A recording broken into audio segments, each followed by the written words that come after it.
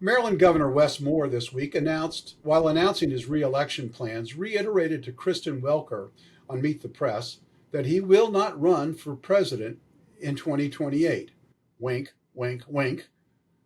Mark, defenders of Governor Moore's record point out that he is the first black governor in Maryland and only the third in U.S. history.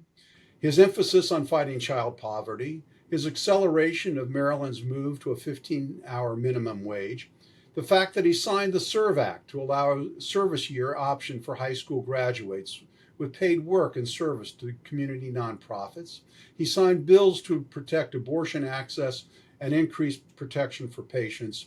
He supported laws such as the Trans Health Equity Act, protections for gender affirming care, and in recognizing Gender Day of Visibility. And he signed laws to promote clean energy, offshore wind, environmental justice, and Chesapeake Bay restoration. Wow, that's a big list of accomplishments. So why wouldn't voters want to vote to reelect Governor Moore? What you didn't mention was fiscal manager, and I think that has been the biggest challenge of his administration. Maryland has struggled with a deficit that it has had to close with additional taxes. And that comes in contrast with neighboring states such as Virginia, where Governor Youngkin has had a large surplus and been able to fund tax cuts. Similarly, even West Virginia, again, surpluses and tax cuts. And we've seen with obviously the governor, the downgrade in the rating agencies the first time in over 50 years. So I think that's really going to be the main focus of criticism on him, is that he has been a terrible fiscal manager. But how do you address, Mark, the fact that Governor Moore seems still very popular with voters? I mean, he's got high approval ratings in the state. Well, I mean, they have dropped precipitously over the last couple of months. I think that Gonzalez had him down at around 50%.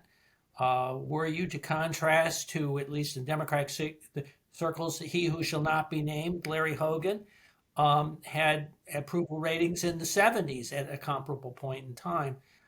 So it remains to be seen, particularly with next year's session, whether he continues to drop below 50 or he recovers.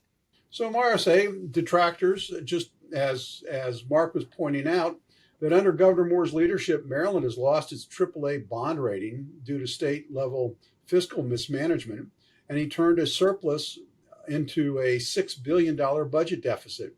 He has scaled back his transportation policy and infrastructure projects. So, what's the case for Marylanders to reelect him to a second term? Well, first of all, his record is impeccable as he defends the state of Maryland against the White House. There have been direct attacks to our, the source of employment and revenue is basically from Washington. And so I think Wes has done a really good job of staying grounded and talking about, kitchen table issues and staying really connected. I don't know if you folks have watched the social media, but he's constantly in contact with voters. He's an accessible governor and he's responsive. And, as he launched his campaign for reelection, he talked about, the issues that are in near and dear to the voters' hearts. And I think most talking about the middle class, addressing our unemployment rate, going back to lowering the homicides in Baltimore, and obviously his impeccable work to reopen the Francis Scott Key Bridge, which he has been working nonstop and has addressed really quickly. On that, I think the math also benefits him. We're in a state where there are 2-to-1 Democrats to Republican voters, and I don't think that comparing Larry Hogan's approval rate to a comparable time, that's it's comparing apples to oranges. We're dealing with an institutional democratic crisis where Maryland is we're receiving we are a receiving state of all of the negative impacts of government cutbacks, individuals who have been working under the executive for decades of time, brain drain. And I believe that that's, the approval rating that's been slipping is not so much on Governor Moore's performance. It's also a mixture of, Marylanders being sick and tired of what's happening in DC. So I think that he still has a great shot, and I don't see anybody on the Republican ticket, really, really having a strong bid against Wes. One of the points that Mark made, and I don't know if you recall, we did even discuss this back when we were discussing the General Assembly back in the spring, in early spring. When we already had known, of course, at that time about the federal cutbacks in employment and payments to the state, and it didn't seem that the General Assembly was really responsive to those issues.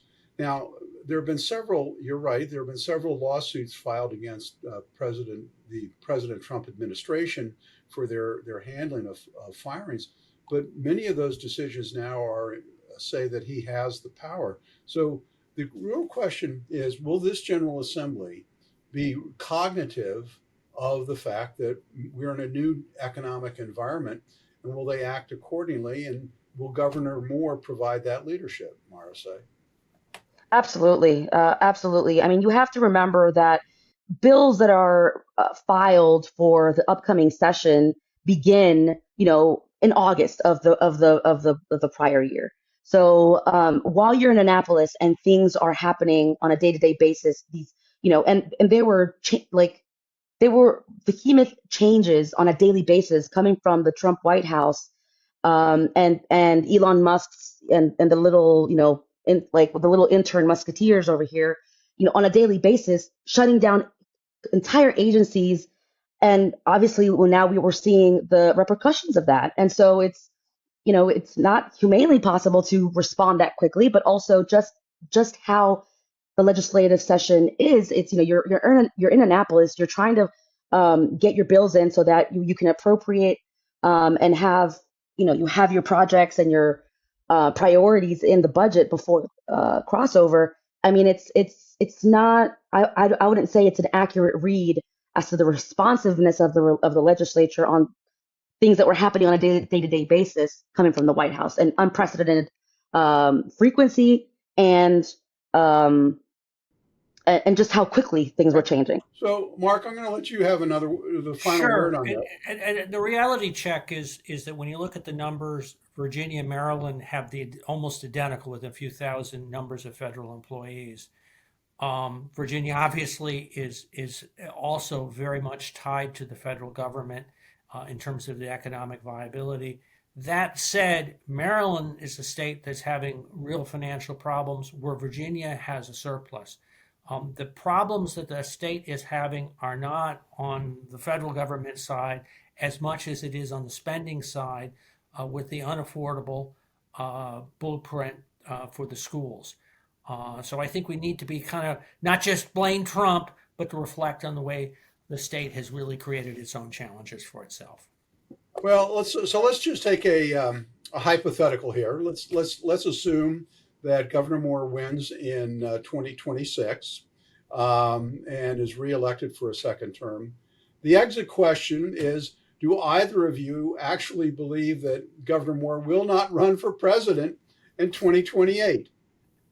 I'll go with you, Mark, first, and then you, Marice. I think I already gave away my answer with a wink, wink, wink. Mark, go ahead. Well, if he's not, he is at least doing everything that you would expect from a governor who intended to do. He's doing that. So, his travel, his appearances on national television, we'll see. Okay. Marice, what do you think? And what do you hope? I think it's a distracting issue. I think it's, he's a beautiful man. The TV loves him. And part of it is also just vanity. I mean, let's be honest, and when the camera favors you and you speak so well, part of it is just, naturally what your strengths are. That doesn't necessarily mean that he's running for president right now. And I think that he is focused on Maryland, and his record shows it. All right. Well, you're going to I have the think it's too last early word. to know. Of course, we're going to beat this horse to death on, over the next 2 years. So we're going to keep asking.